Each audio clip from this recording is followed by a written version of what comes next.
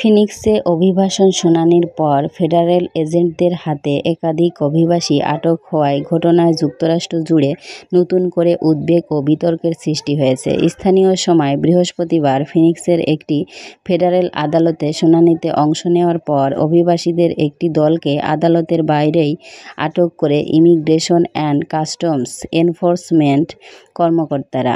প্রত্যক্ষদর্শীদের মতে, আদালতের ভবন থেকে বের হওয়ার সঙ্গে সঙ্গেই বেশ কয়েকজনকে চিহ্নিত করে আটক করা হয়, যা অনেকের কাছে চলমান আইনি প্রক্রিয়ার প্রতি আত্মসম্মানজনক বলে মনে হয়েছে।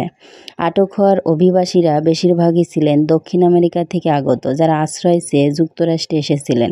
তাদের মধ্যে কয়েকজন রাজনৈতিক নির্যাতনের শিকার হয়েছেন বলেও জানা গেছে। আইনজীবীরা জানান, অনেকেই বৈধভাবে আশ্রয়ের আবেদন করেছিলেন এবং তারা নিয়ম মেনে আদালতে হাজিরা দিতে এসেছিলেন। কিন্তু শুনানি শেষে ইমিগ্রেশন কর্মকর্তাদের এমন আচরণে উদ্বেগ প্রকাশ করেছেন মানবাধিকার সংগঠনগুলো।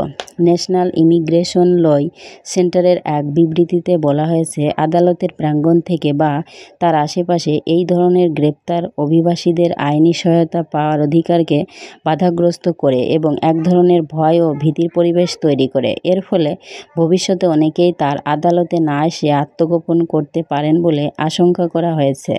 আইসিহি কর্তৃপক্ষ অবশ্য দাবি করেছে, আটককৃতদের মধ্যে বেশ কয়েকজনের বিরুদ্ধে আগেই ডিপোর্টেশন অর্ডার ছিল এবং তারা উল্লেখযোগ্য নিরাপত্তা ঝুঁকি তৈরি করতে পারে এমন সন্দেহে পদক্ষেপ নেওয়া হয়েছে।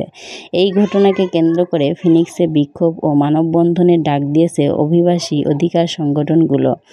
তারা চাইছে ভবিষ্যতে আদালতের প্রাঙ্গণে এমন কোনো গ্রেপ্তারের ঘটনা যেন না ঘটে এবং আশ্রয় প্রার্থীদের প্রতি মানবিক দৃষ্টিভঙ্গি রাখা হয়। এই ঘটনা বর্তমান যুক্তরাষ্ট্রের অভিবাসন নীতির কঠোরতা ও নৈতিকতার প্রশ্ন নতুনভাবে সামনে এনেছে।